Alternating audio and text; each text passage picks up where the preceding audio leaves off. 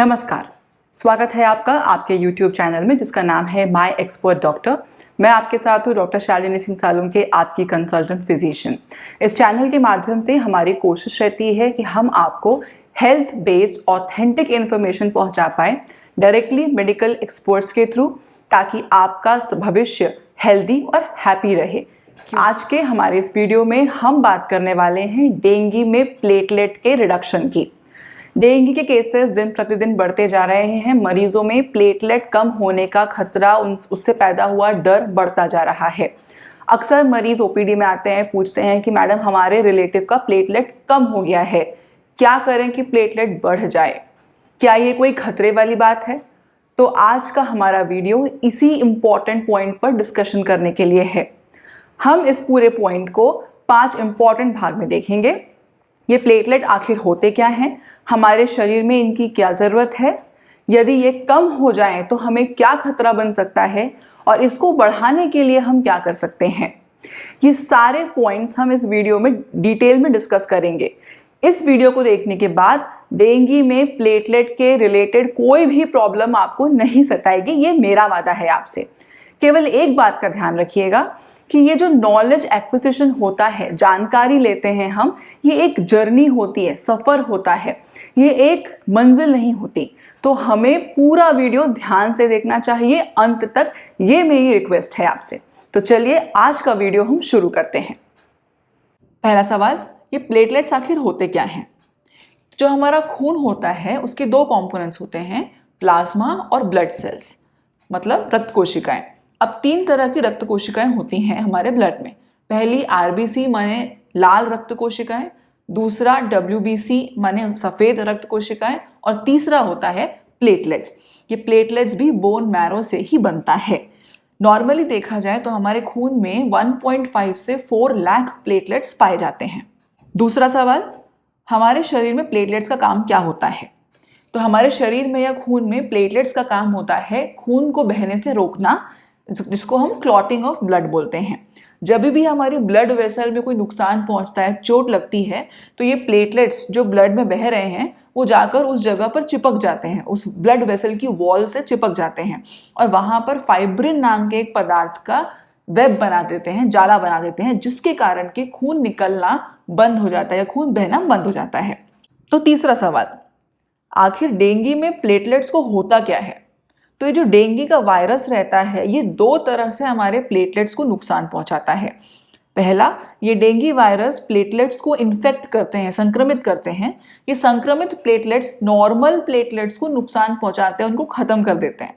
इस तरह से प्लेटलेट्स डिस्ट्रॉय होने लगते हैं, ख़त्म होने लगते हैं। दूसरा, ये डेंगू वायरस बोन मैरो से इनके प्रोडक्शन को भी बंद कर देता है। जब फैक्ट्री में प्रोडक्शन कम हो जाएगा तो सप्लाई भी कम हो जाएगी। इसका मतलब प्लेटलेट एक तरफ से मर भी रहे हैं और नए बन भी नहीं रहे हैं। तो इस कारण से प्लेटलेट्स का अमाउंट कम हो जाता है। इसको मेडिकल टर्म्स में हम थ्रोम्बोसाइटोपिनिया बोलते हैं। चौथा सवाल, यदि प्लेटलेट हमारे शरीर में कम हो जाएं तो क्या फर्क पड़ेगा? हमारे शरीर की अलग अलग जगहों से खून निकलने लगेगा, जैसे कि नाक से, मसूड़ों से, हमारे स्टूल में या संडास में, हमारे यूरिन में या पेशाब में खून आ सकता है। हम जब उल्टी करें तो उसमें खून आ सकता है। महिलाओं को मेंसेस के टाइम बहुत हैवी ब्लीड हो सकती है, शरीर पर रैशेस पड़ सकते हैं, लाल लाल चत्ते। 5वां सवाल, और ऐसी कौन कौन सी चीज़ें हैं जो डेंगू के साथ मिलकर हमारे प्लेटलेट्स को ज़्यादा कम कर सकती हैं?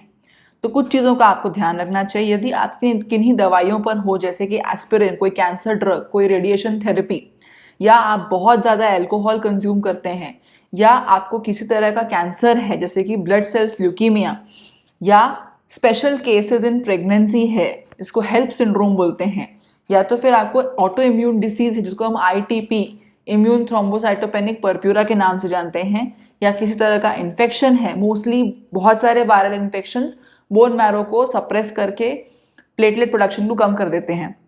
तो को इन्फेक्शन हो गया है किसी और वायरस इन्फेक्शन का अलॉन्ग विद डेंगू इन्फेक्शन, तो ये सारे फैक्टर्स हो सकते हैं, पॉसिबिलिटी हो सकती है जो आपके प्लेटलेट्स को ज़्यादा असर डाल के कम कर सकते हैं।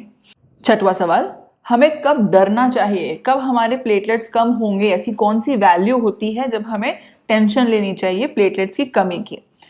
तो 3 चीज़ें हैं, ध्यान दीजिएगा। पहला, यदि प्लेटलेट का काउंट 20,000 से कम हो गया है, उसमें चाहे सिम्टम हो या ना हो, वो खतरे की घंटी होता है। दूसरा, प्लेटलेट का काउंट 20,000 से ऊपर ही है पर ब्लीडिंग हो रही है कहीं ना कहीं से। तीसरा, प्लेटलेट का काउंट 20,000 से ऊपर है, अब ब्लीडिंग हो या ना हो, अगर आप हाई रिस्क ऑफ ब्लीडिंग की कैटेगरी में आते हैं तो ये 3 पॉइंट्स जो मैंने आपको बताया, यदि ये हैं तो आप ये प्लेटलेट का रिडक्शन मैटर ऑफ कंसर्न होता है। 7वां सवाल, क्या ट्रीटमेंट या इलाज हो सकता है अगर आपके प्लेटलेट्स कम हैं? तो पहली चीज, अगर आपको कोई रिस्क नहीं है ब्लीडिंग का और आपके प्लेटलेट्स भी 20,000 के ऊपर हैं, कोई सिम्टम भी नहीं है, ऐसे केसेस में हम वेट एंड वॉच करते हैं, कोई स्टेप नहीं लेते। चाहे तो पपाया एक्सट्रैक्ट पिल्स जो है, कैरिपिल के नाम से है और भी दूसरे नामों से है, वो आप ट्राई कर सकते हैं। कुछ साइंटिफिक स्टडीज में ये सामने आया है कि उनको पॉजिटिव रिजल्ट्स मिले हैं, मतलब ये पिल्स, पपाया एक्सट्रैक्ट पिल्स लेने से प्लेटलेट्स में बढ़ोतरी देखने को मिली है। कुछ स्टडीज में ये सामने आया है और इससे कोई नुकसान भी नहीं है, तो यू कैन ट्राई। बट अगर मैटर ऑफ कंसर्न है या चिंताजनक विषय है, जो 3 पॉइंट्स मैंने अभी इससे पहले आपको बताए, ऐसा कुछ है तो प्लेटलेट ट्रांसफ्यूजन किया जाता है। अब ये प्लेटलेट ट्रांसफ्यूजन रिस्की मैटर होता है क्योंकि इससे आपको इन्फेक्शन का रिस्क हो सकता है, जो ब्लड टू ब्लड ट्रांसफर होते हैं, जैसे कि HIV हो गया, हेपेटाइटिस B, C हो गया। दूसरा, आपको फ्लूइड ओवरलोड की कंडीशन आ सकती है, प्लेटलेट ट्रांसफ्यूजन सिंड्रोम हो सकता है, काफ़ी सारी चीज़ें हैं, तो इट्स नॉट वेरी ईजी। तो प्लेटलेट ट्रांसफ्यूजन रिस्ट्रिक्टेड जगहों पर ही किया जाता है जहां इसकी बहुत ज़्यादा ज़रूरत होती है, वो डिसीजंस डॉक्टर लेते हैं। अब आते हैं सबसे महत्वपूर्ण प्रश्न पर, 8वां प्रश्न हमारा, कि प्लेटलेट को ऊपर रखने के लिए हम क्या कर सकते हैं, इसका नंबर बढ़ा रहे इसके लिए हम क्या कर सकते हैं। तो देखिए, समझने की कोशिश कीजिए, प्लेटलेट को बढ़ाना है तो हमको उसके प्रोडक्शन को बढ़ाने पे ध्यान देना पड़ेगा, क्योंकि उसका जो डिस्ट्रक्शन हो रहा है, जो वो खराब हो रहे हैं इन्फेक्टेड प्लेटलेट्स के कारण, उस पर हमारा कोई कंट्रोल नहीं है। जैसे जैसे वायरस का लोड कम होता जाएगा हमारे शरीर में, ये जो इन्फेक्टेड सेल्स डैमेज हो रहे हैं ये अपने आप कम होता जाएगा। तो ये जो डिस्ट्रक्शन हो रहा है प्लेटलेट्स का, इस पर हमारा कोई कंट्रोल नहीं है। हम सिर्फ प्लेटलेट के प्रोडक्शन को बढ़ाने में मदद कर सकते हैं। कैसे? रॉ मटेरियल सप्लाई करके। प्लेटलेट प्रोडक्शन के लिए क्या 4 रॉ मटेरियल्स हैं? तो पहला विटामिन B12, दूसरा विटामिन C, तीसरा फोलेट या विटामिन B9 एंड चौथा है आयरन। रिसर्चेस में, इन स्टडीज में ये सामने आया है कि प्लेटलेट के फॉर्मेशन में ये 4 चीज़ें बहुत इंपॉर्टेंट होती हैं। तो ऐसे फूड आइटम्स हमको खाने चाहिए जिसमें ये विटामिन एंड मिनरल्स भरपूर मात्रा में हो, और ये हमको एवरीडे बेसिस पे कंज्यूम करना चाहिए, क्योंकि ये अचानक से हमारी बॉडी में इंक्रीज नहीं होंगे। मैंने आज खा लिया, कल प्लेटलेट फॉर्मेशन बढ़ जाएगा, ऐसा नहीं होता, ये स्लो प्रोसेस होता है। तो कौन कौन से ऐसे फूड आइटम्स होते हैं? विटामिन B12 रिच कौन कौन से फूड प्रोडक्ट्स हैं? एग, मीट, फिश हो गया आपका, एप्पल्स हैं, बेरीज हैं, बनाना, स्पिनच हो गया, potato, mushroom, tofu, dairy products हो गए। विटामिन B9 या फोलेट को बढ़ाने के लिए आप क्या खा सकते हो? लोबिया, जिसको ब्लैक आइड पीस बोलते हैं। दूसरा आपका पीनट्स हो गया, तीसरा ऑरेंजेस हो गए, चौथा किडनी बीन्स या राजमा, ये सब विटामिन B9 रिच होते हैं। तीसरा, विटामिन C बढ़ाने के लिए क्या कर सकते हैं? जितने भी खट्टे फ्रूट्स हैं, सिट्रस फ्रूट, जैसे कि आपका लेमन हो गया, ऑरेंज, आंवला, आपका ग्रेप फ्रूट हो गया, स्ट्रॉबेरी है, ये सब बढ़ा सकते हैं आप खाने में। चौथा, आयरन। आयरन कहाँ से मिलेगा आपको? राजमा या किडनी बीन्स हो गए, अलग अलग प्रकार की दाल हो गई, मूंग, मसूर, ये सब। स्पिनच या पालक हो गया, गुड़ बहुत अच्छा सोर्स होता है आयरन का, बीटरूट, पोमोग्रेनेट या अनार, और डेट्स या खजूर, ये सब आप खा सकते हैं। आपके डाइट में ये रहना चाहिए ताकि प्लेटलेट फॉर्मेशन के लिए जो रॉ मटेरियल्स हमको चाहिए वो समय आने पर या ज़रूरत पड़ने पर हमारे शरीर में अच्छी मात्रा में उपलब्ध हो। इसके साथ साथ आप इन सभी 4 vitamin B12, folate, vitamin C और आयरन के ओरल सप्लीमेंट्स भी ले सकते हैं।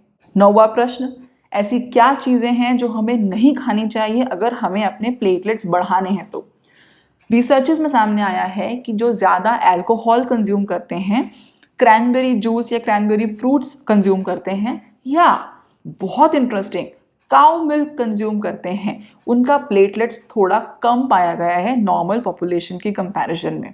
ये काउ मिल्क वाला थोड़ा सा इंटरेस्टिंग है, बट कुछ रिसर्चेस में सामने आया है। सो यदि आपको प्लेटलेट्स बढ़ाने हैं तो आपको ये 3 चीज़ें लिमिट में कंज्यूम करनी चाहिए, अवॉइड करनी चाहिए। स्पेसिफिकली डेंगू इन्फेक्शन के टाइम पे तो ये चीज़ों का कंजम्पशन बिल्कुल नहीं करना चाहिए। अब हमारा 10वां और आखिरी सवाल जो बहुत सारे लोग पूछते हैं कि हम प्लेटलेट्स को कितनी जल्दी बढ़ा सकते हैं। तो ध्यान दीजिए, प्लेटलेट का जो डिस्ट्रक्शन हो रहा है वो वायरस के कारण हो रहा है। प्लेटलेट नहीं बन रहा है वो भी वायरस के कारण हो रहा है। तो जैसे जैसे वायरस का लोड हमारे शरीर से कम होता जाएगा, जिसमें यूजुअली 6 से 7 दिन लगते हैं, वैसे वैसे प्लेटलेट का नंबर बढ़ता जाएगा धीरे धीरे। It will be gradual. 20,000 से 40,000 होगा, 40 से 56 होगा, 56 से 75 होगा, फिर 90 होगा। एकदम से 20,000 से 1,40,000 24 घंटे के अंदर अंदर मुश्किल है, यूजुअली नहीं होता है। ये सब प्रोसेस को टाइम लगता है। आप रॉ मटेरियल सप्लाई कर रहे हो, वहाँ से प्लेटलेट का प्रोडक्शन शुरू होगा और प्लेटलेट डिस्ट्रक्शन धीरे धीरे कम होगा, तब जाके आपके प्लेटलेट्स के नंबर बढ़ने शुरू होंगे। तो ये एकदम से नहीं होगा, इसको समय लगेगा, ये धीरे धीरे बढ़ेंगे। ध्यान रखिए, डेंगू के केसेस बढ़ते जा रहे हैं। अपने शरीर को हमें तैयार रखना है। ये 4 रॉ मटेरियल जो मैंने आपको अभी अभी बताया, vitamin C, vitamin B12, vitamin B9 या फोलेट एंड आयरन, इसके फूड सोर्सेज जो भी हैं वो हमें कंज्यूम करते रहने चाहिए, ताकि यदि भगवान ना करे बट ज़रूरत पड़े तो प्लेटलेट्स प्रोडक्शन में कोई कमी ना आए या प्रॉब्लम ना हो।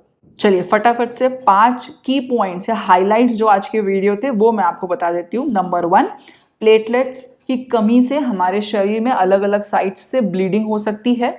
दूसरा, कौन कौन से पॉइंट्स मैटर ऑफ कंसर्न होते हैं, तो उसमें से पहला है अगर आपका प्लेटलेट 20,000 से कम हो तो सिम्टम हो चाहे ना हो। दूसरा, 20,000 से ऊपर है प्लेटलेट्स प्लस बट सिम्टम्स हैं। तीसरा, प्लेटलेट की संख्या चाहे कुछ भी है but high risk of bleeding है, तो ये मैटर ऑफ कंसर्न माने जाते हैं डेंगू के केसेस में। तीसरा, प्लेटलेट ट्रांसफ्यूजन सिर्फ तभी होता है जब मैटर ऑफ कंसर्न या चिंताजनक समय होता है, प्लेटलेट्स के अमाउंट जो मैंने अभी आपको पॉइंट्स बताए उसके कंसर्न में। प्लेटलेट ट्रांसफ्यूजन एक रिस्की प्रोसीजर है, उसमें इन्फेक्शन का, एनाफाइलेक्सिस का, ट्रांसफ्यूजन सिंड्रोम, फ्लूइड ओवरलोड, इन सब का रिस्क होता है। इसीलिए केवल डॉक्टर की सलाह से ही इसके लिए अग्री करें। चौथा इंपॉर्टेंट पॉइंट, 4 रॉ मटेरियल हैं जो आपको प्रोवाइड करने चाहिए अपने शरीर को, ताकि प्लेटलेट प्रोडक्शन में कोई कमी ना रहे। क्या है वो 4 raw material? Vitamin B12, vitamin C, vitamin B9 and iron. 5वां इंपॉर्टेंट पॉइंट, फूड आइटम्स जो इन सब रॉ मटेरियल से भरे हुए हैं उनका कंजम्पशन रेगुलर बेसिस पे करते रहें। तो आज के वीडियो के लिए बस इतना ही। यदि आपको हेल्थ या डिजीज रिलेटेड किसी और टॉपिक पर कोई इन्फॉर्मेशनल वीडियो चाहिए तो प्लीज़ कमेंट बॉक्स पर डालिए। आप दिए हुए व्हाट्सएप नंबर पर क्वेश्चन भी भेज सकते हैं, हम उस पर ज़रूर वीडियो बनाएंगे।